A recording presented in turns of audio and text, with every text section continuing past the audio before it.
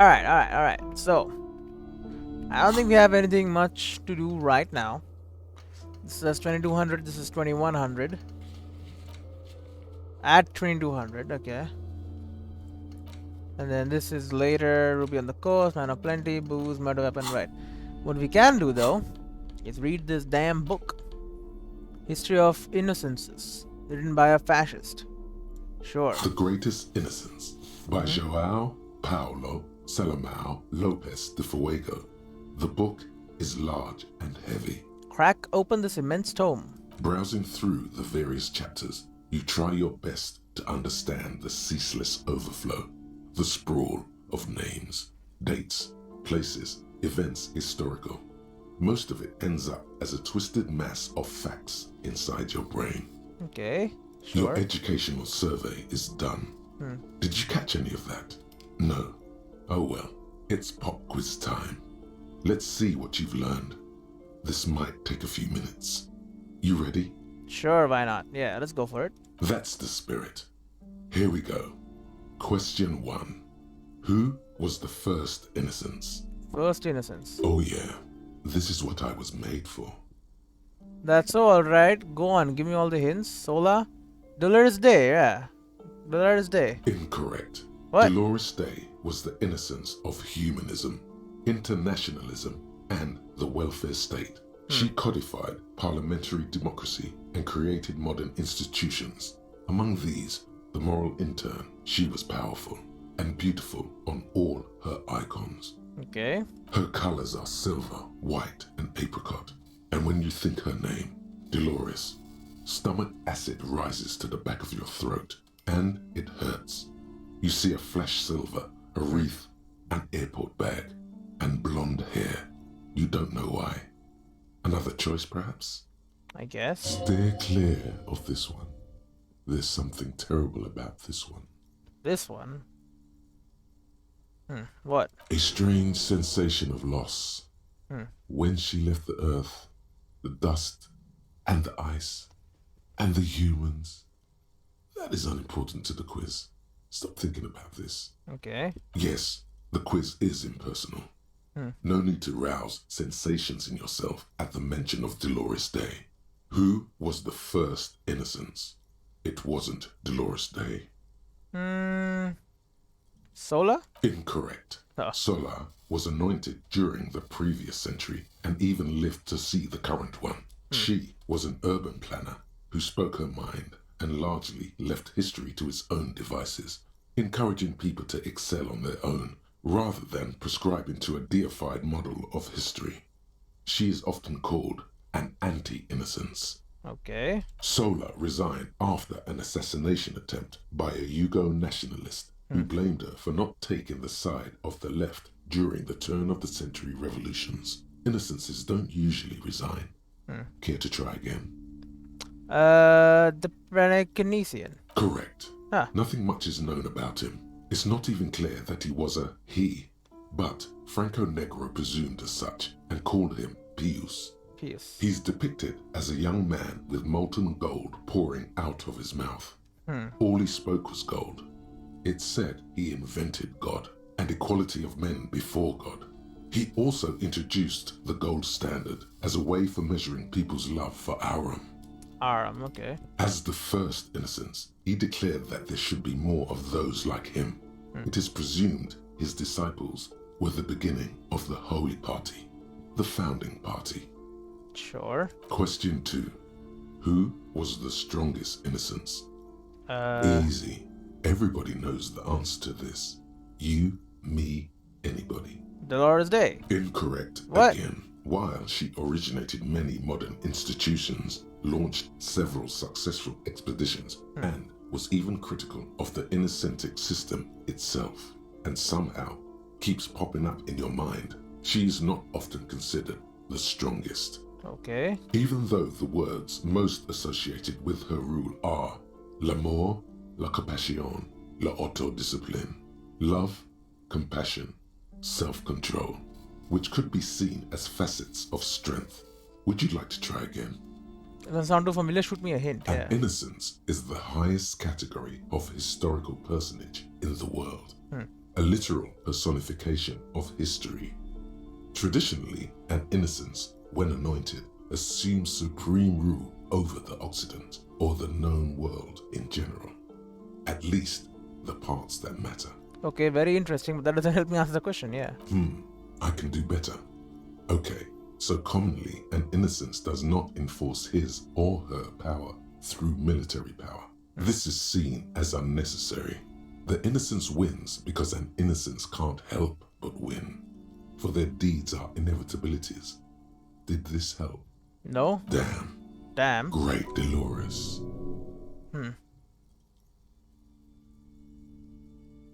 Vesper Messinga. Incorrect. Ah. Vespa Messina is not a person, but a defunct state on the southeastern coast of the Occident. It used to take up most of the peninsula before separating into the republics of Vespa and Messina. Care to try again?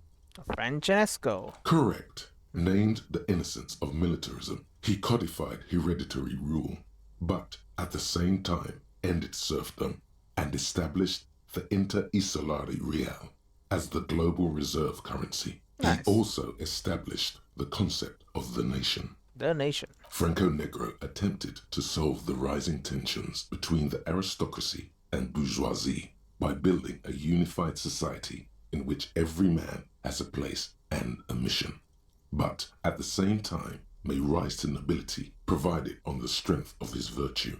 This communism. Question 3. Who was the false innocence? Got it under control. No problem. Solid on this one. It's widespread historical information. Stepan the Despicable. Sounds right. Incorrect. Oh. Stepan the Despicable, regent of Kedra, was a ruler who conquered the known world during the Kedriatic conquest, instead of the despotic Erno Pasternak. Would you try again? Kedra? Incorrect. Oh. Kedra is a large nation in the mid-northern area of the Mawindi Isola, north of the Occident, between the Ilmarin mountain range and the Pacific Mare Interregnum. Care to try again? You know, I should ask for hints because that actually teaches me stuff. Yeah, all news to me, so maybe a few hints? Yes, there exists a group called the Founding Party, known as the Holy Party, during the time of the Pericarnacian. This, the world's oldest international organization, spends its time in search of either the re-emergence of the innocents or new members. Sigh internally. There seems to be a mix-up with the sources. It's not my fault. At least it clearly wasn't Dolores Day. She wouldn't be false. She's beautiful. Dolores? No, stop thinking it. I said it wasn't her. She was true. Alright. Erno Pasternak? Correct. There have been a number of counter or false innocences. Some assumed to have innocentic qualities. Some who just thought so themselves. Occasionally, they have the support of a faction inside the ecclesiastic organization, and accusations of foul play have arisen.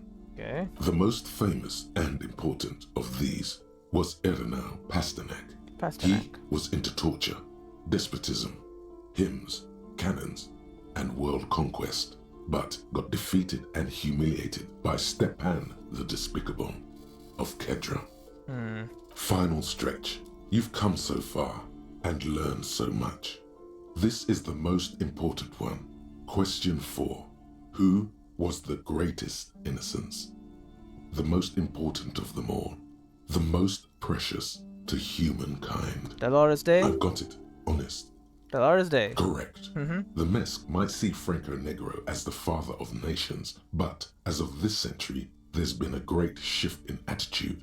Dolores Day has become widely regarded as the greatest innocence, a most radical change to the whole fabric of the world. Indeed. Everything from inter-isolary travel to the connected world to 3 consecutive scientific revolutions can be traced back to her.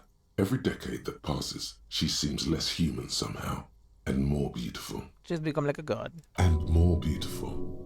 And more beautiful. Right. Congratulations on finishing the test. The results and your subsequent grade have been calculated. You get not very high marks. an F for failure. Of course. Great. You would have done better if you just left Dolores Day for the end. Dial the Dolores Day down a bit. Alright, damn you, you arrogant book. What's going on with you? The lieutenant is jostled awake by a furious cursing. Thinks it's so smart. The book is unfair. Okay. The lieutenant stares at you, his visage unflinching. Visage unflinching? Sure. You are shouting at an inanimate object, like a real weirdo. No wonder you seem to have trouble with the right answers. Alright, put the book away. Okay, we learned something from that book though. That's something. What about this shelf? Shelves filled to the brim with crime novels featuring the supposedly stalwart Vespertine detective, Dick Mullen. Who is Dick Mullen? Let's do it. Your attempt to grasp at the answer fails. It seems very close by, pulsating just out of reach. Alright, we leave.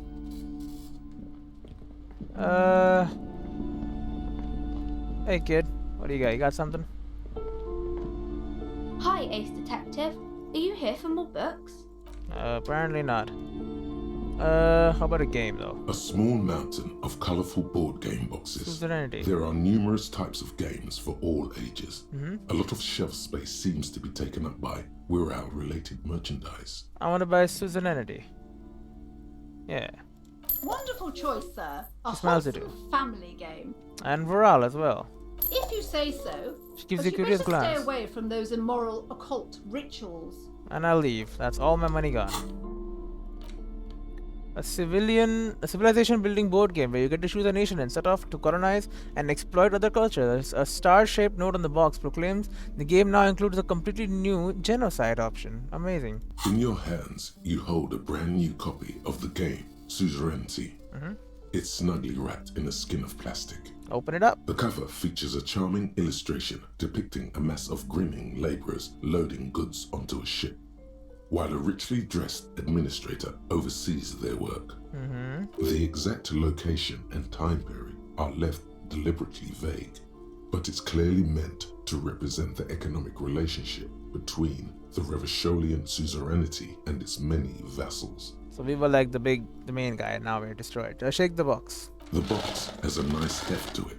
You hear the rattle of individual wooden tokens and feel their weight shifting back and forth. Okay. Even before you open it, you can tell that this will be a meaty game of grand strategy and complex player interactions. Remove the plastic wrap. The plastic wrap rips off as easily as a bodice in a tawdry historical romance. Open the box. There's a hiss as the lid slides off. Inside, you find a thick, full-color rulebook and more than a dozen pouches of various wooden components. Feel Savor morale. that new board game smell. A mix of wood, paper, and ink, all wrapped in the sweet must of cardboard. Right. Read the rulebook. Welcome to Suzerainty, a game of economic strategy for the whole family. The rulebook is sumptuously illustrated and thick as a Gradian novel. Great.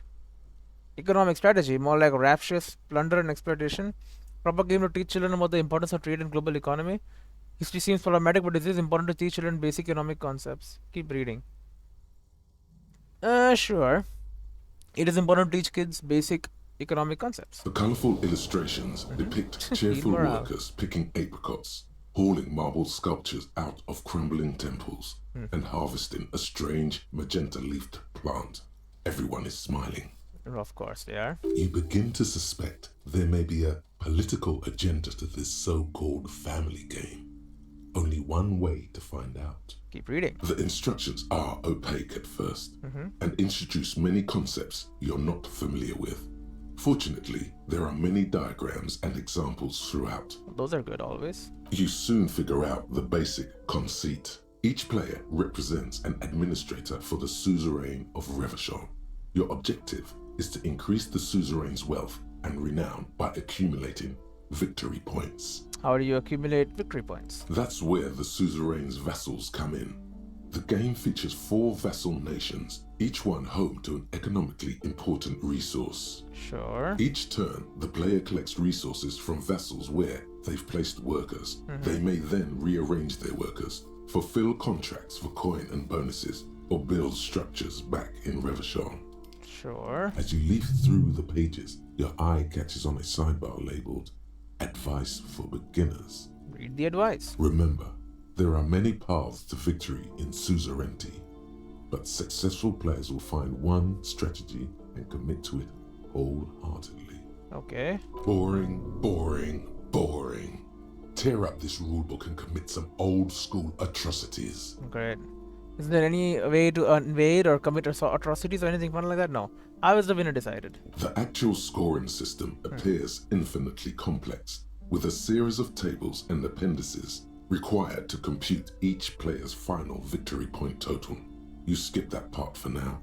Examine the components. You open up a number of pouches containing wooden tokens.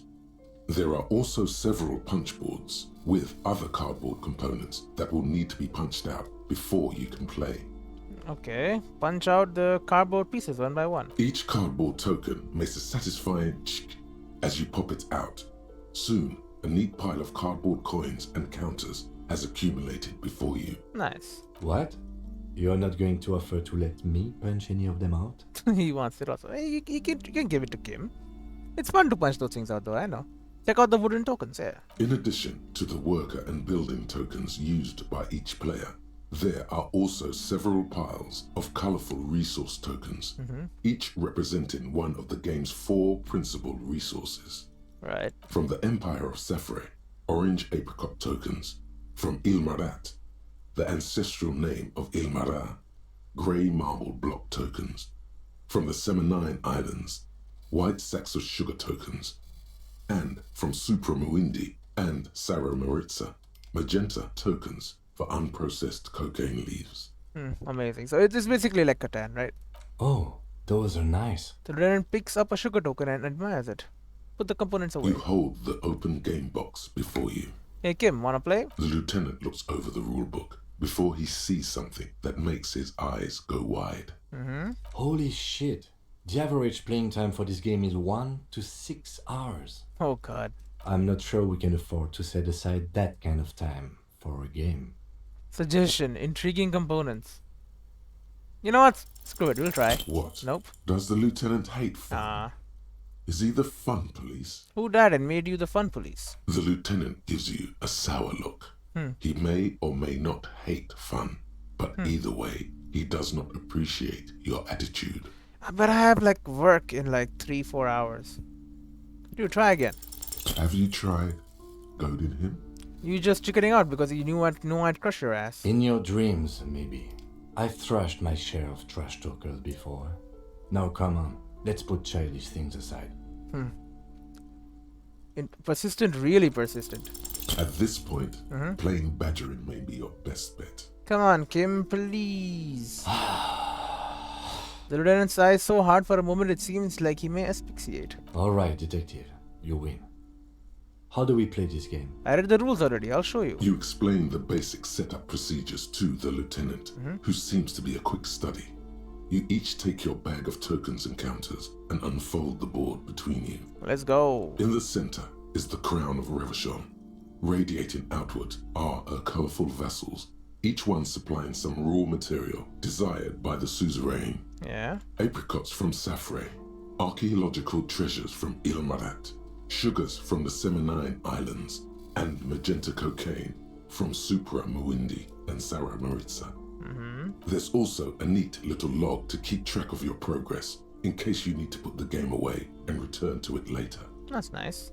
The lieutenant goes first. He draws a contract card and moves several of his workers to the Safre territory of the board, and the others to the Seminine Islands. It's like a mix of Risk and Catan, okay. Alright, detective, your turn. Let's go. You have a few options available to you. Will you try to fulfill contracts right away, or rearrange your workers to maximize production on future turns? Remember what the rulebook said. You'll want to choose a strategy early on and stay committed to it. Let your workers rest for a while, just do whatever Kim did. Try to fulfill a contract. Choose a strategy early on and stay committed to it. Okay, try to fulfill contracts then. That's our strategy. You draw a contract card offering a number of coins in exchange for archaeological treasures. Let's go then. You place all your workers on the Ilmarat territory. On your next turn, you produce 6 units of archaeological treasure and fulfill the contract for a handful of coins. That's good. Not bad, detective. But not good enough, the lieutenant seems to be saying. Really? As Come he on. completes his own contract card, the lieutenant is rewarded with 4 coins and a round wooden token that he places in the center of the board. Victory point? That's a market. It's worth 2 victory points. Hey, why don't I get one of those? Don't worry, it was mostly just luck. You'll earn some points soon enough. So he's winning. What is that patronizing tone? You're one of the suzerain's trusted administrators. You may need to put the lieutenant in his place. I'm not even sure what points are. That's part of the problem. Points are nothing. They don't exist. They're just an arbitrary convention that games use to reward or punish players for certain behaviors. If points are really arbitrary, as the lieutenant says, what's to stop you from playing the game the way you want? Who came up with such a concept? Game designers, I imagine? Am I getting points right now? Look around. There are some paranoid types who believe the moral intern keeps detailed score sheets for everyone in the real belt. But that's obviously nonsense. Otherwise, no. There are no points, just your actions and the consequences of those actions. Okay, makes sense. Just like there are no honor points. None whatsoever. That's reassuring, yeah. That's just the way it is. The lieutenant doesn't seem to find much value in dwelling on the subject. Now, I believe it's your turn. It is my turn. Glancing over the board, you see several possible strategies. Pressing more workers into service would increase your economic output and help you to survive a possible conflict with the lieutenant. Or you could ignore your labor supply and focus on fulfilling contracts for points and resources. Contracts, dude. Those aren't your only options. You could also show your workers how much you appreciate them by investing some of that wealth in them. Great. After all, they're the ones producing wealth for the suzerain. Great. Well, sure, you can do that. It's just not a terribly effective strategy, but then it's up to you. Kim, what should I do? That's up to you, detective. But remember, the objective of the game is to earn victory points for the suzerain. You should probably pick one strategy and stick to it. Trying to do a little of everything is usually a bad idea. What about the workers? The workers are just there to produce raw resources. You're not supposed to worry about them too much. The lieutenant assumes you're playing by the rules as written. But what's the point of playing if you can't make your own choices? Great. No, we'll focus on fulfilling contracts. Who cares about workers or territories when the real action is in Revachol? Yeah. You spend your turns fulfilling contracts for sweet coins and one-time bonuses. Sure. After several turns, you have a neat pile of cardboard coins and several units of archaeological treasure, which you trade in to build a museum. You place a cylindrical piece of wood on the Revachol section in the middle of the board. It's meant to stand in for a beautifully adorned edifice filled with ancient wonders. Hell yeah, made a museum. This is more or less what happened in real life as well. To this day, if Ilmarans want to see their nation's priceless treasures, they have to visit Revachol, or Gottwald, or Sur-le-Clay. Well played, detective. That museum is worth 3 victory points. Hell yeah. Now it's the lieutenant's turn to respond. He moves aggressively onto the Safre territory. Soon, his workers are producing a steady supply of extremely valuable apricots. Okay, so he's playing the resource game, I'm playing the bonus game. How can you let the lieutenant dominate you like that? You need to hit back, and hard. No. For several turns, you struggle to respond to the lieutenant's burgeoning apricot empire. Eventually, you relocate the majority of your workers to Supremawindi and Saramaritsa, where they begin producing a bumper crop of cocaine tokens. Great. You draw a new contract card. According to the text, there's an aristocrat willing to trade a large supply of cocaine for a number of coins and access to a rare bonus. Amplified music worth 7 victory points. Ooh, that's good. You know, this isn't unlike the situation the historical Revacholian suzerainty faced in Safre in the middle of the last century. Tell me more. Well, The suzerain was looking for new markets for all the cocaine it was producing, and it settled on Safre. Okay. By introducing cocaine into Safre under exclusive contract, the suzerain created an extremely valuable captive market for an extremely addictive product. Is this Britain doing it with Japan? I'm pretty sure, right? That's what happened? That's effed up. If you could somehow get the lieutenant's workers addicted to your cocaine, you could not only make them less productive, you would also force the lieutenant to pay you for your cocaine tokens each turn. Can you even do that? Yes, you can. It's right there in the rules. Okay. Now's your chance. Show the lieutenant what happens when he patronizes you. You've reached a critical strategic juncture. How do you respond to the lieutenant's aggression? Rock and roll, baby. Go for the contract. Give back to the workers. You're not gonna like this. Introduce lieutenant's workers to cocaine. Attack the lieutenant and steal all his resources. I'm bored with this. You know what? I'm gonna go for the contracts. Go for the contract. It takes several turns, but you slowly begin accumulating the cocaine necessary to complete the contract. When you do, it practically rains cardboard coins on your side. That's ka-ching, Kim. Despite your trash talking, the lieutenant still has a formidable store of coins and resources. The end game is upon you. End game. How will you spend the vast resources you've acquired for the glory of the suzerain? How will I indeed? Flipping through the manual, you find the most expensive structure in the game, the Revacholian victory column, worth 12 victory points. If you can successfully build it, victory would be all but assured. Alright. Alternatively, you could try launching a trade war to crush the lieutenant's economy, or you could blow all that money on a public education system for your worker tokens. Alright. The choice is yours. Alrighty. For Almighty Revachol. I don't think I'll win a trade war. Yeah, go for the victory column. Using the substantial coins and resources you've accumulated from diligently fulfilling contracts and constructing trade routes, you spend your final turns constructing the ultimate structure in the game, the Revacholian victory column. Let's win. With a triumphant flourish, you remove a rectangular token from one of the satchels and place it next to your museum cylinder in the center of the board. Behold my vast accomplishments. They are nice tokens, yes. Very impressive. Do you have more? Now, let's tally up the scores, shall we? Let's see. Computing the final scores is almost a game unto itself. You each spend an inordinate amount of time making stacks of coins, consulting tables, and struggling with basic addition and multiplication. After double, then triple checking your maths, you have your final score. What is it? 35 victory points. The suzerain will be extremely pleased. Indeed. I've got 26 points. He says, are you disappointed? Hell yeah. Looks like you won convincingly. Well played, detective. Indeed. Now let's clean up and get back to work. Yep, let's do that. You hold the open game box before you. Then put the game away. That was fun. But it's 2030.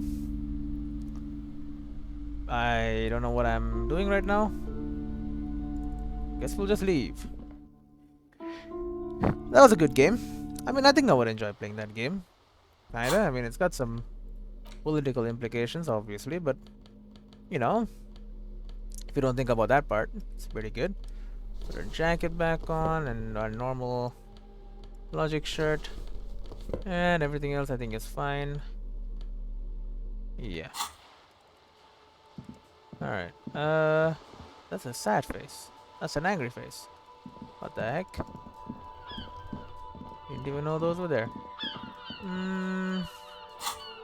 The white morning is on the way. Does Kuno have anything new to say? Is Kuno even here? Kuno is here. Kuno, hello? Kuno saw you reeled that can. Sweet graffito action, pig. Kuno likes that delinquent shit. Great. Papa's bad to the bone, Kuno, rotten to the core. Thank you, Kuno. Really appreciate it. Yeah, you like art, Kuno? Fuck no. Ah, shit. Takes a step back. Oh yeah, what about your little locust city then? Yeah. It's not art. It's fucking brutal. Nothing pussy about it. The fuck out of here. Great, it's art. Even the pigs think it's garbage. Great. Look, bitches. Kuno's gonna wrap it up for you. He pushes his Talk chin out. business or fuck off. Enough about this art shit. Body? The fuck about it. Nope. You're testing Kuno. Get lost. Crime Yeah. scene? The kid. Yeah, whatever. Kuno, the Stack? fuck do you want? Good Nope. call. Kuno. Alright, you got nothing here. What about you, Kuno S? I'll die before I squeal, pig. Alright, whatever. Then we can like try and do this, right? The trash container stands in the spring snow. Open the lid again. The smell of rotten food rises to greet you. Mm-hmm. You see soggy cartons, dirty rags, and organic waste. Pretty bad. The Close it. container sounds a muffled gong. Oh, that's good. Leave. Alright, I don't think we have anything else going on here. Right? Like, what am I even doing? I gotta waste time somehow. I got 30 minutes to lose. Could wait it out. Ledger of failure and failure. We still don't know about the bullet, obviously. Study the book, the cup, the tape, the dried maples. It's all done. I guess we can maybe check out something over here. Like I'm not sure. Like what's over here? A lorry abandoned by its owner, Mm-hmm. stuck in the interminable traffic jam. Oh, I guess open the door has nothing new on it, so probably won't do that then.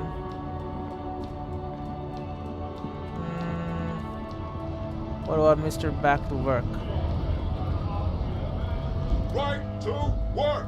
Right to work. to work! Your server leader. Yeah. It's gonna leave. Alright, let's talk to. What about you, man? Let's go meet Evrat again one more All time. I'm wondering, man. Yeah, nothing. Is there no one wants to say some new things to me? Because I'm all for new things.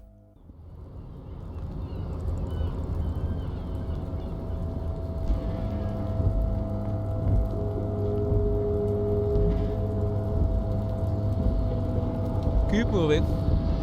We met the super rich dude here.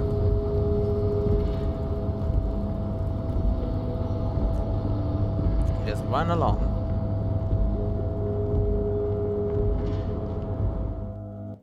And here we are. Mr. Evrat. Mr. Dubois, Hmm? every worker. He leans toward you, waiting for you to complete his sentence. As a member of the board, a living god is an organ in the great state mechanism of war. Also looks just like me, for himself. A member of the board? That's right, Mr. Dubois. He nods in I see approval. the socialist democratic fervor now burns in your heart too. How can I help you today? Few more questions about the harbor? I'm always happy to educate and entertain you, my friend. He takes a sip So, from his coffee. what's on your mind? Nope, nothing. Very nice, Harry. Is there anything else? Concerning the murderer again. Most certainly, Harry. The big man nods Nothing merrily. brightens my day like brainstorming these things with you. Let's in subject. By all means, Harry. What's on your mind? Joyce? Great! You want to bounce something off your old friend Mr. Clare, right? He seems Well, genuinely Let's pleased. hear it, Harry. No. Absolutely. Bye bye. Alright, you got nothing new. Yeah, we're kinda done. It's kinda weird, but it's true. We're done. Right? Now if you look at tasks, you just gotta go catch the smoker in the balcony after 21. Cause that's where the smoker is supposed to be.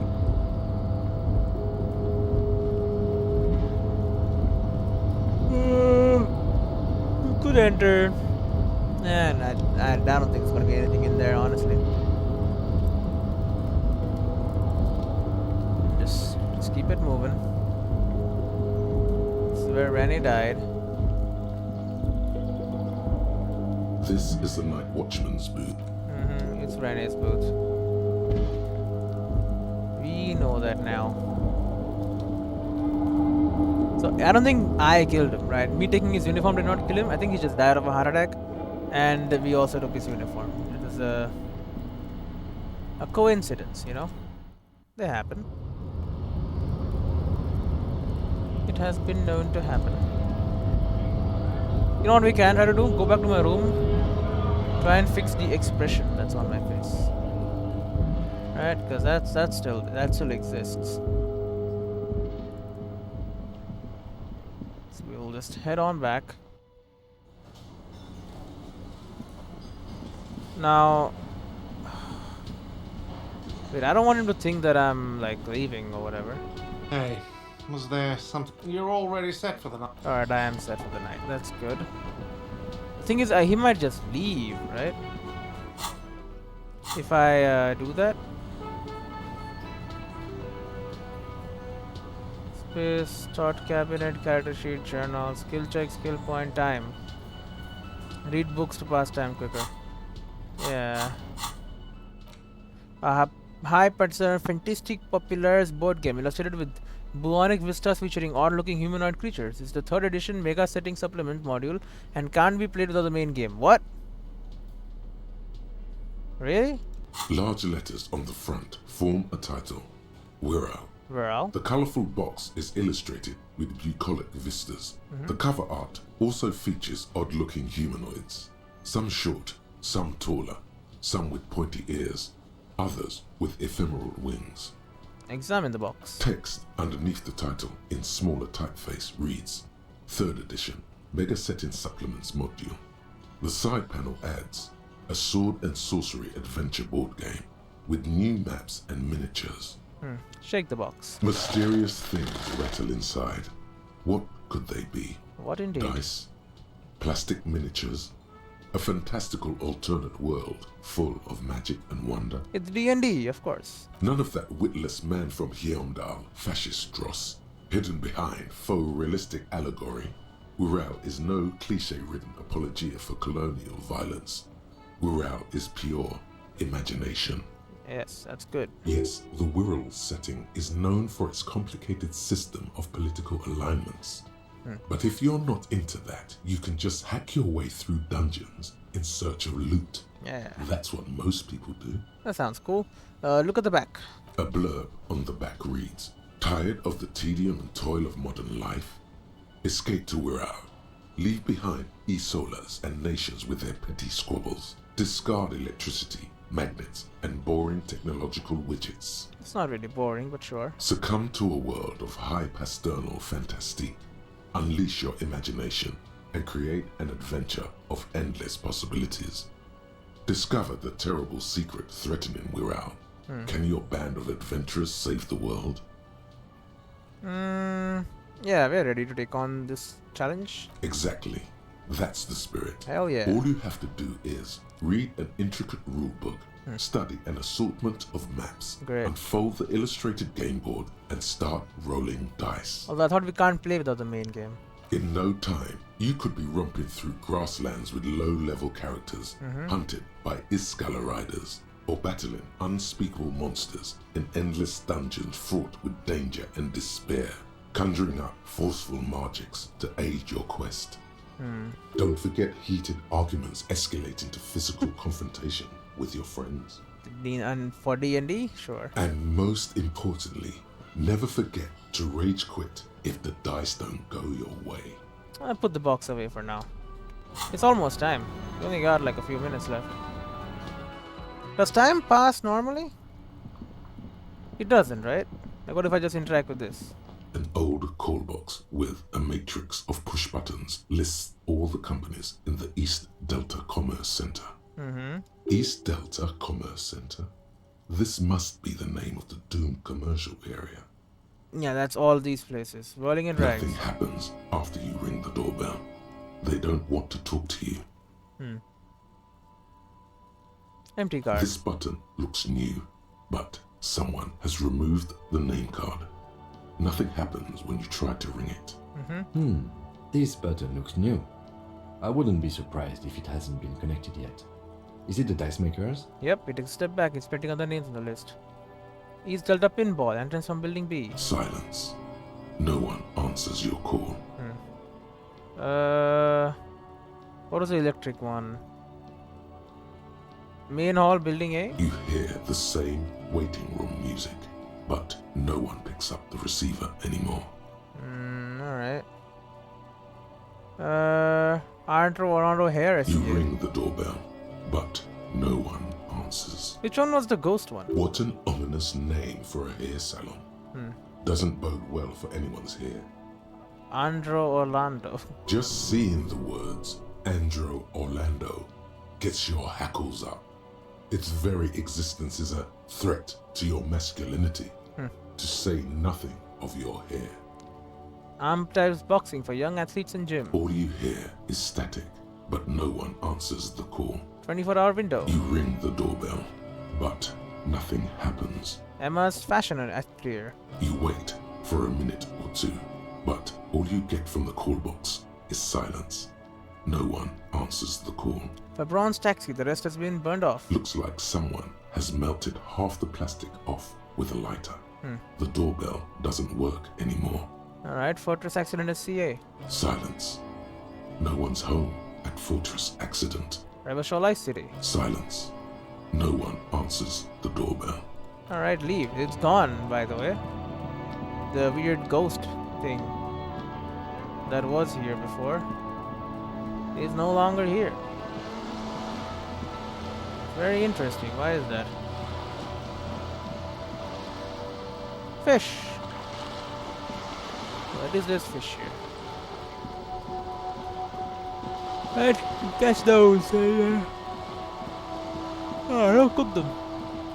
What we This got here? coin-operated viewer is facing southwest. Its coin slot is full of fossilized bubblegum, rendering the machine permanently inaccessible. Alright, but the other one is accessible, right? This coin-operated viewer is facing south. The instruction manual says to insert 25 centimes and pull the handle while looking inside. Then use the focus knob to zoom in if necessary. Insert a coin. Your money disappears into the coin slot. A clunk. The ring of metal. Pull the handle and look inside. The curtains on the display open. You lean in to catch the view. It's blurry. Different blues and greens. In the middle of the shimmer stands a drab grey shape, like a ghost. Is it the ship? Turn the knob to focus your vision. It's a ship, right? With artillery on it? The lenses shift. The ghost sharpens into an islet in the bay. Islet. In the ruins, a man-made structure is visible. A half-sunken sea fort. Its concrete almost reconquered by nature. Okay. It looks as if it was abandoned quite some time ago. Nothing but a rotten tooth remains of the anti-aircraft tower. A lonely birch tree grows out of it. Abandoned quite long ago, rotten tooth, okay. There are the ruins of some kind of building there. Really? I don't have the eyesight to make it out. The lieutenant takes off his glasses and cleans them. Could the shot have come from there, then entered the window upstairs, the whirling in drags? Can you tell? From this distance? I don't think it's possible. Okay. It's not. The details are blurry. There's water vapor in the way and waves cut into the islet. Alright, leave. Well, that was unhelpful. Complete waste of 25 real. Oh, but the time did pass. That's good. We are interested in time. Passage of time. Very cool. Hey, lady. What's up? Give me a moment. Difficulty breathing. Well, I'm off. To the balcony. You know what? Back inside. Just a second. There was something orange in there. What are you? Book 16 Days of Coldest April. What the hell is this? Cover features a row of concrete buildings with a monochrome rainbow in the sky. It tells a rather excruciating story about two lovers during a period of ethnic unrest in Yugograd. The book has been filed in a psychological realism. Well, I'll read that when there is time. You know what? Let's look at this first. Waves crashing in the darkness. Of course. Very silent. Very, you know, emotional and all that. Right. We got the lady here. Hello. See my art? Hello again, officers. Have you come to admire my mural? Oh, you know what? I will use my suggestion. I got some suggestion. You just wait. Look at this intersolary. The dress jacket, suit jacket. That suggestion. Shivers. No suggestion. Composure, electrochemistry, empathy, visual calculus. Suggestion. Signal blue navy co. Okay, that's the same spot. Suggestion. Drama. Shivers. Instrument logic authority. Okay, well, this is all I got. Hello. Hello again, officers. I would like Have to convince you you. come to admire my mural? Yes. What does she need? Ah. You don't have much to give her. You could try offering her a job. How would you like a job? I can get you a real job with a wage. Fuck a doodle do.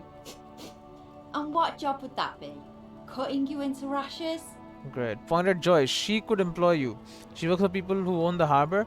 The Whirling in Rags just lost one of its staff. Unrelated to the union, but they need extra hand around the docks. The guy who owns the pawn shop could probably find some odd jobs. Could work behind the counter at the local frit. Seems easy enough. Could work for me, be a police officer. No, Whirling in Rags just lost one of its staff. Oh, really? Her eyes flash like Good to stolen know. coins on the That moonlight. makes even easier pickings. Great. Is that all you've got, Piggy? Looks like the job market has failed me once again. No job, no art. What a pity. Great. Catch you later. Weird you person. Right. Nothing really here. Although the skull is pretty cool actually. With the eyes and lights. Okay, I see now. The light. It's pretty cool. Right. Go back in. We gotta go to the other balcony.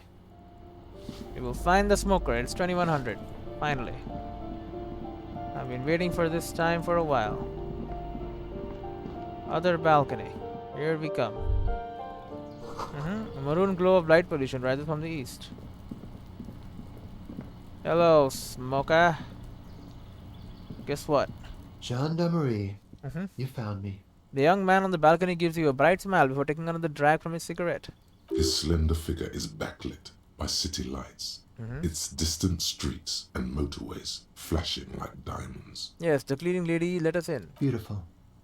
He smiles. He replies, smiling. As he looks at you, something sparkles in his eyes. So tell me, are you here to make things right again? That's what I'm aiming for, yes. Honestly, I'm just trying to not screw anything up. I'm not going to make things right. I'm going to make them spectacular. Yeah, that's what I'm aiming for. Yeah. Beautiful. He says again, a nearby street lamp casts shadows on his chin, drawing out the slender cheekbones. I have some good news for you. Mhm. My Sunday friend is visiting me tonight. I told him about you and he'd like to say hello. Step in. He's already waiting. He nods towards door 28. By the way, I'm really digging the view here. Point to the city skyline. That's why I chose this place. He looks away, his cigarette end Martinez glowing is in the special, dark. isn't it? It is special. Wait. Suddenly you're digging things? The lieutenant whispers to you, shaking his head. Why would I want to meet your friend? Trust me. You do. Very well, I'll talk to him, but first I want to talk to you. I have so many questions. Proceed. That's nice, but I don't have anything to tell you. It's my friend you're looking for, not me. If you say He so. takes another drag of his unfiltered cigarette and looks around. It's getting dark and the neighboring windows have lit up one by one. Alright. Downstairs, a cat crosses the yard, disappearing into the bush. Cats, they're everywhere. Besides, I've got to run. You leaving? Something tells you you're never going to talk to an individual this cool or mysterious ever again. Run where? To the city. It's a beautiful night. He gestures idly toward distant motorways. Only if you promise that we'll talk again. It's important. Something flutters in the corner of the lieutenant's mouth as you're saying those words. We'll talk. The Just smoker not assures tonight. you, brushing his hand through his hair, just not tonight. Take care, alright? Plus 70 XP. Level up. Interview the Sunday friend. Take care, alright? Says another disarming smile for slipping off into the night. And he's Alright. gone again. Looks like it's becoming a theme for him. Alright. There's something so different about him that I just can't put my finger on. Different, of course. His shirt, why is it always unbuttoned? His shirt. The lieutenant squints his eyes, trying to hold back laughter. His shirt. His shirt. His shirt indeed. He's trying to dive deep into the mysteries of his shirt. Great. His shirt? No, I don't know why his shirt is always unbuttoned. His mouth tightens as though trying to hold something back. He's barely holding it together. It's all he can do to keep from bursting out in laughter. Great. Come on, detective, let's go. We've got a potential witness to interview. His Sunday friend, remember? He nods at the apartment door before you. Yeah, let's go. Enter. What the heck? So much stuff. A quarterly business magazine. An exquisite canopy bed made of metal. Alright. Governmental issues take me all over eventually. As you can see, dish is soaked up in a pot. Empty ashtray. Flyers for underground parties. Dates for open lectures at local university. Someone is always watching. I suppose. Buckets of paint on a layer of old newspapers. An old photo of the same apartment dated year 01. Expensive men's perfume lingers in the air. Oh, and a party dragon silk robe. Drama and electrochemistry. This sleazy silk bathing robe in a vibrant blues feature a roaring dragon on its front ready to take off into the night. A red belt has been provided for fastening. It's culturally insensitive, but only for people who are not from Seoul. The real Seoulite probably don't care. It's like a weird it's a kimono. Yeah, but give me my RCM commander's jacket. I'm a police officer. Let's act like kinda like one. A Samaran conchial hat. Here it is. Oh god, this tawny cone-shaped hat looks like a beacon of Samaran wisdom. Its straws sticking up like antennas. Thank god you can't really see people's reactions when you see you strolling around with this incredibly insensitive headpiece. +1 logic, super logical for a cop to wear this. -1 suggestion, insensitive bachelor party vibes. Alright, ultimate peak focus, eyes on the road. -1 perception, right. And the other kimono is becomes a dragon, electrochemistry, becoming an addict in a strange bathing robes. Amazing. Let's talk to you now. Officers of the Revachol Citizens Militia. The man in business casual removes his cufflinks. You shouldn't be seeing him in an intimate setting. For some reason you feel this man is your superior. Great. Superior, but he's not in the command chain. His hands are clean and well manicured. This is a man who knows the importance of appearances. I guess he does. My name is Charles Vildrouin, and I am an official with the coalition government. I work for the Institute of Price Stabilité on assignment from Monsieur Laclé. Okay, so he's part of the coalition government. I see. I heard you talking to my friend outside. Very good. Super. I am here to assist you in any way possible. Ask me about the hanging. Sure. Hanging? What a drag. He seems like a cultured gentleman. You should ask him about the finer things. On to the bed. Before we go on, I absolutely have to inquire about this wonderful canopy. Oh yes, my friend has a great eye for these things. He refuses to tell me where it came from. It's a mystery. He smiles. I believe they call this type of frame industrial. It's very comfy. It is metal, yeah. That's really all I can tell you about it. He forms a little rooftop with his fingers. Cold air sweeps in from the balcony. The lieutenant takes out his notebook and nods to you to proceed. You actually witnessed the lynching? I'm sorry to say I did, officer. The man gives a solemn nod. He didn't see the hanging. He saw the little show staged by the Hardys. Yep. Let him talk. He may know more than even he knows. Is it because you did it, Mr. Wildewan? Because I did it? The man scoffs. He's clearly not a man accustomed to being spoken to in that manner, let alone to being accused of murder. Don't jerk my chain, paper jockey. You did it, didn't you? Great. My apologies, I misspoke. I mean, what did you see? Officer, it's very difficult to describe what I saw that night. It was so surreal to me, like in a play. Great. He holds out his hands and blossoms his fingers, like a drama teacher setting the scene. What do you mean, like in a play? The lieutenant is always scribbling down notes. It was just so strange. I could barely comprehend what was happening. Sure. I was on the balcony when it happened, getting some fresh air. I remember that first they came in, carrying what looked like a body. And then I saw all the surrounding windows go dead, one by one. That's when I understood I should not be seeing this. Okay. That lines up with previous testimony, doesn't it? Well done, detective.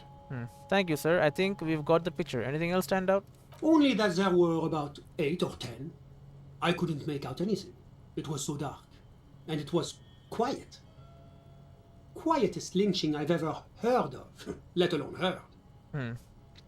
He says, smoothing his hair. But I suspect you knew that already. I can't say I'm surprised. The fine reputation of the men and women serving in the RCM is well deserved.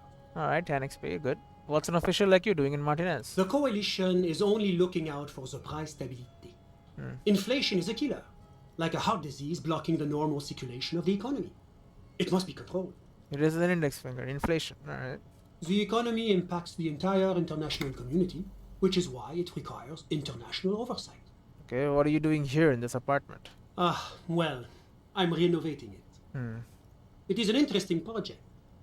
The building used to be a 12-story skyscraper before the cannons took the top 4 stories off. This, of course, happened when the coalition forces landed here. Okay. You could say I'm undoing some of the material damage the international community caused when we arrived here. So you're some kind of bureaucrat. Yes, as I said before, I am a commissioner from Sur-la-Clé working for the Institute of Price Stability. He glances at his watch. This is one of the main projects of the Moral Intern. Okay. Wait, there isn't actually an Institute of Price Stability, is there? Or maybe there is. God, it's impossible to understand whether someone from the Moral Intern is joking or not. What is this international community? La Communauté Internationale is what Revacholians colloquially call the coalition. Coalition, okay. In other words, the nations that stopped the disaster of the revolution. Disaster, huh? Sure. What is the price stability? It is the most important thing. That doesn't tell me anything. It's the central goal of any sound monetary policy. Maintaining the price stability is essential to maintaining high levels of economic activity, which is essential for maintaining high levels of employment, Great. which is essential for maintaining the social stability. Amazing. Basically, it makes sure the price of bread doesn't change. That makes sense. Précisément. Too much inflation, bread becomes too expensive. Too much deflation, it becomes too cheap for bakers to produce. That's why the Institute of Price Stability works to keep inflation just below 2%. Below 2% of what? But not too far below. No. Too below is also bad. Below, but close to 2%. You're not answering my question at all. The coalition believes in the importance of informing the public about the benefits of the price stability. Transparency is one of our principles. Would you like an informational pamphlet? Sure, give me a leaflet. A sound monetary policy is essential for addressing uncertainty. Stability is the raison d'être of the moral intern. It's the reason why I identify as a moralist. But Sure. I don't have my leaflets on me today. That's too bad. You can always call our information line. Making information available is part of the moral intern's commitment to transparency. Alright, so they're trying to maintain inflation, I see. I've heard about this moral intern before, but I want to know more. It's the International Organization for Moralists, hence Moralist International. The Institute of Price Stability is just one of its many mind babies, as is the coalition. Tento Kim, so when I said I was a thrall to foreign interest, what I should have said that I'm a moral intern bitch. Ooh, Tento Kim, we're actually working for the moral intern. That doesn't seem so bad. Yeah. There are more nefarious powers to work for than the moral intern. Turn back to something different. Are you a moralist? But of course, But why? because moralists believe in a normal, stable world governed by democratic values. Lieutenant, are you a moralist? Me? You've managed to catch the lieutenant off guard, but only for a moment. He quickly recomposes himself. Alright. I'm a lieutenant of the RCM, dedicated to maintaining law and order in Ravachol. So you're saying he's neutral. A very moralist answer. Man answer. So what is normal, stable world? The Occident is part of the normal world. Oranje, Sur-la-Clé, Martinez doesn't seem very normal or stable to me. Martinez? No. Martinez is something else. What about the rest of Revachol? Is it part of the normal world? Revachol is generally difficult. It's led by an interim government, which means it hasn't yet achieved full democracy. Okay. But they are working towards it. You're all doing very well here, relatively speaking. Gives you an approving nod. I don't think I'm moralist. Moralism is incredibly boring. Moralism is the ideology of foreign occupiers. Evershore must be governed by Revacholians. Democracy is a meaningless sham as long as the working class is under the boot heel of capital. It's like every time I'm talking to people, I'm choosing option D. None of the above. Is that moralism? Great. Democracy is meaningless sham as long as the working class is under the boot heel of capital.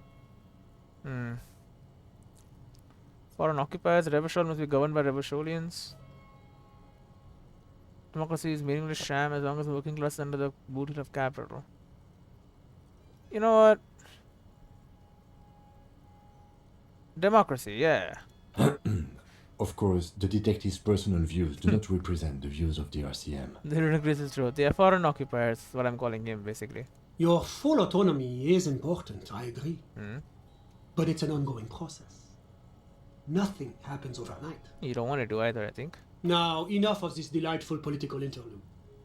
Was there anything else you wanted to ask? Tell me about Sulaclef. What's there to say?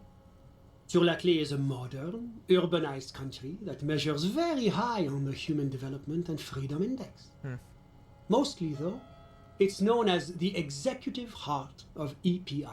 EPIS. Moreover, it is a great sponsor of less emerged countries. Of course. Revachol is only one of its many darlings whose progress it supports and cherishes. It's like America. Darlings? That can't be an official designation. What makes Revachol Sulaclef's darling? Because a great percentage of Revachol's culture hails from Sur-la-Clé. Its language, its people, its cuisine even. Or at least in the downtown La Delta area.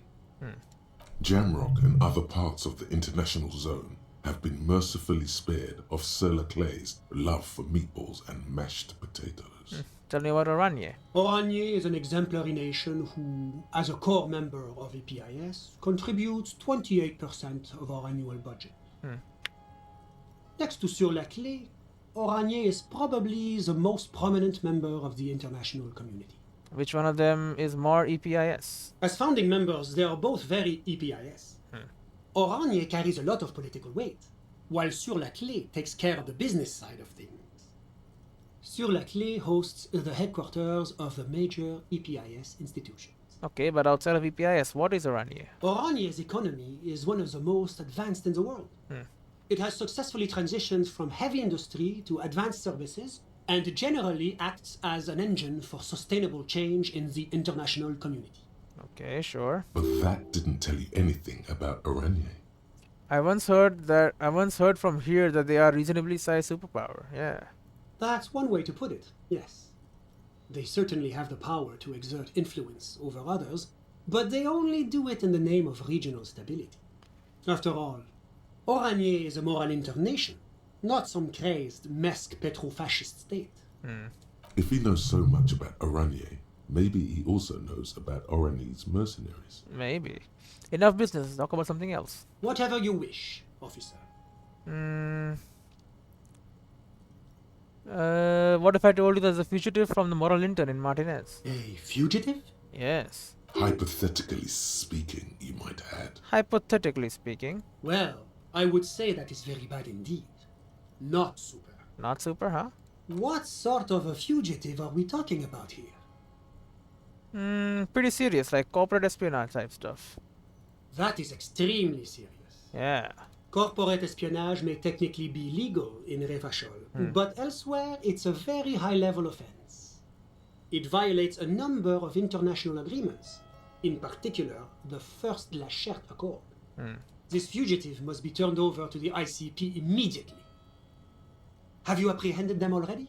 I mean, it's figurative. A moment, if you don't mind, sir. The lieutenant pulls you to the side. You do realize what you're doing, don't you? Whispers to you, Soto voice. Of course, you're turning over a dangerous lawbreaker. Oh shit, Clasher could really get in trouble if we tell him about her, huh? Very real trouble. I won't tell you how to do your job, but remember, this is an RCM matter. Make sure you weigh your next words carefully. Yeah. When you turn back, the man is looking at you, expectantly. Pin it on someone else. Dude, why not? Now's your chance, sire. Which of your enemies would you most like to make trouble for? Speed working on the church, the confessed while high on drugs. It's Everett Clare, head of the Dock Workers Union. Huh. His name is Gart. He's working at the Whirling in Drax as a cafeteria manager. Well, he didn't do anything wrong. Hanging out by the roundabout, this guy's a really racist lorry driver.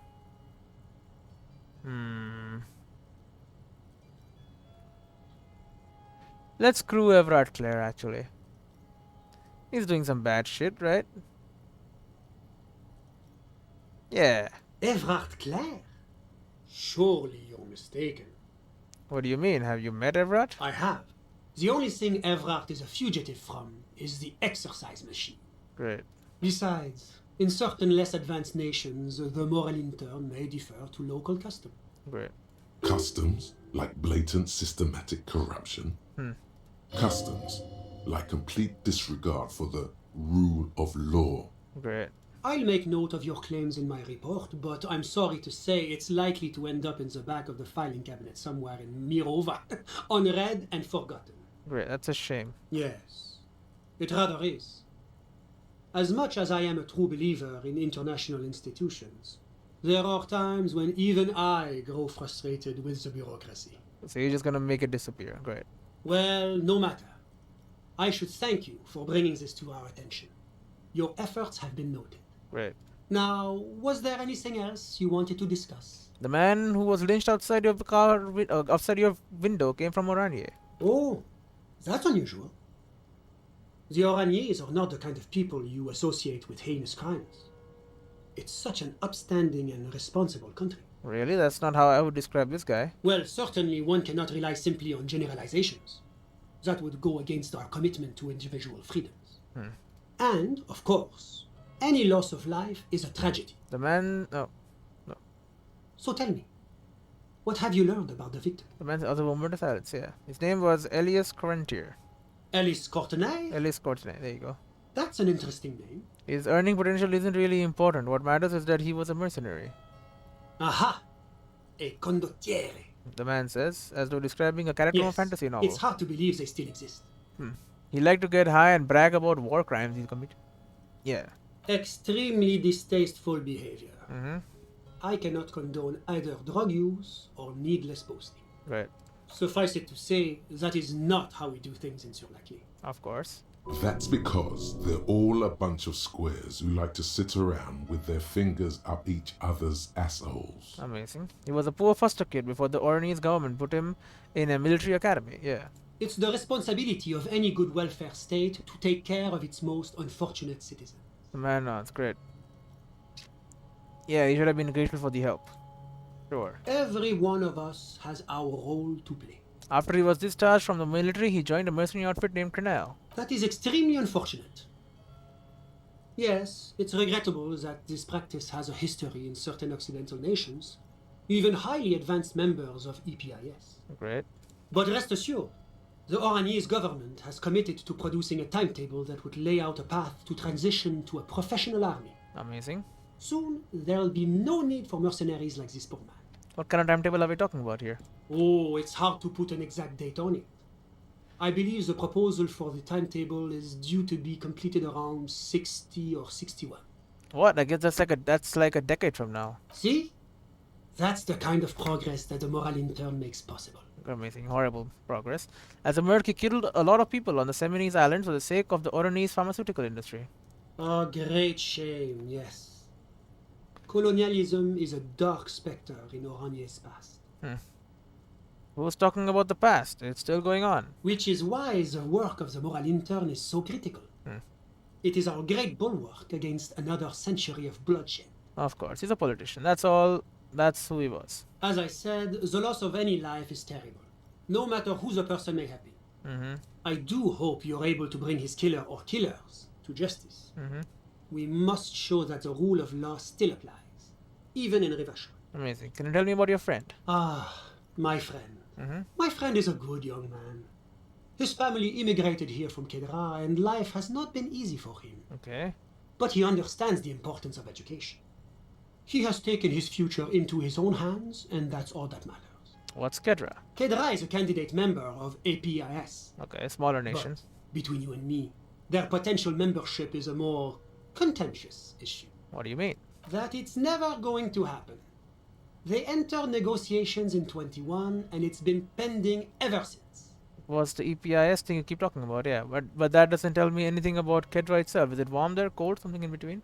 Yeah, what do you keep talking about? EPIS is a very special program developed by the Moral Intern to support certain Occidental nations. It began as a unified system of weights and measures, which proved to be a wild success. Nothing but kilograms and centimeters as far as the eye can see. Okay, amazing. God, yes. Sweet standardization. The backbone of rationality and commerce. It makes sense, yeah. It was such a wild success that we expanded it into an economic union for the processing of steel. Another success. And between you and me, the Moral Intern feels emboldened by this success. Emboldened to take EPIS to the next level. Okay, but like, what does it stand for? Why, it stands for progress and stability, like the Moral Intern as a whole. No, what do the letters stand for? It's been such a wild, extraordinary success thus far. We are very excited to take it to the next level. You don't even hear the words I'm saying, do you? A supranational political alliance. The United States of Occident. Is it going to be like this place here? Is it going to be like this place here? Yeah. You mean Revachol? No, it's going to have transparent democracy. Okay, but is Revachol going to be part of EPIS? It's one day going to be a candidate member of EPIS, sure. Candidate, okay, great. Except that candidate members never become full members, do they? You need to say candidate members never become full real members. No, candidate members do become members. Why do we even have the whole system in place if they don't? It just takes time. Time and evaluation. So it is just a thing to appease people, I see. But we were talking about my friend here, not politics. He chuckles gently. How did you two become friends? How did any of us become friends? Bad things happening on the Insulindian Isola? Oil platforms ablaze in the night? Civil wars lasting for years? Finally, the international community is forced to step in. What are you talking about? No one becomes friends that way, yeah. Au contraire. It's how millions of people end up where they are. Meeting the people they meet. It's how I came here. And my friend, too. Great. Okay, so the war caused it to happen. You still haven't told me who he is. Sorry. Who? The man throws a quick glance at his watch. Your friend, the smoker on the balcony. We were just talking about him. But I told you, officer. He's a bright young man here to pursue his education. Education is the foundation of our future, especially the arts. It is a cornerstone of our civilization. So are you gonna tell me? Well, fine. What is his real name? Officer, you have to understand. I can't give you his personal information. I'm sure you have your own methods and databases, right? Please don't put me in this situation. Okay, great. So all you can tell me about him is that he's here to study the arts. He's deeply enmeshed in the study of the fine arts, yes. Great. As though you weren't envious enough of the boy as is. Which arts? He's a truly free spirit. What the hell happened to He the likes lights? all the arts. Perhaps graphic design, printmaking, who knows? The world is open wide for a talented youth like him. What are you doing in his apartment by yourself? I'm just enjoying the view. The man smiles on into the window. What view? It's dark outside. Listen. He says, raising his hand. A baby is crying in the neighboring apartment. Someone's baby is crying. No, listen. He says again, looking outside. The Insulindian Bay. What about it? This place used to be a luxury accommodation before the revolution. Apartments, of course, were much bigger then. A few walls have been added here and there, leaving some of the tenants without a private bathroom or a kitchen. It's pretty bad. But the million real view stays. You can't take that away. He knocks on the balcony door, his face mirrored in the darkened glass. I was asking about your friend. My friend comes and goes. I'm sure you've seen him around. He's a busy bee. A busy bee? What an odd choice of words. Alright, I had something else in mind. I'm all ears, officer. Thanks, I've got all I need. A You moment. can leave. Officer, Uh-huh. do you have everything you need from me? I'm afraid we won't have the chance to speak again once you leave. Hold on, why can't we talk again? It's against diplomatic best practices for an official in my position to be discussing murders with local militiamen. He pauses. And I'm pressed for time. After you leave, I should be leaving as well. That's not the real reason he's so apprehensive. Men in his position shouldn't be seen loitering around in underprivileged young men's apartments in the middle of the night. That does make sense. I'm not going anywhere. I just want to take a look around in this apartment. Sure, go ahead. It's a beautiful space. He glances at his watch. Let me know if you have any further questions. Politician is never off the clock. Alright, we'll leave now, I think. Alright, well, we got points. If you want to, I can put it in something. And, I mean, now it's time to confront the pigs. We must be near the old fish market. At 2200 to get your service weapon back. Just past the fishing village and see a boardwalk. Alright, we'll save the game for now. That's the wrong button. I want to do a full save. And when I see, next time we'll go get our gun. Hopefully. So see you then.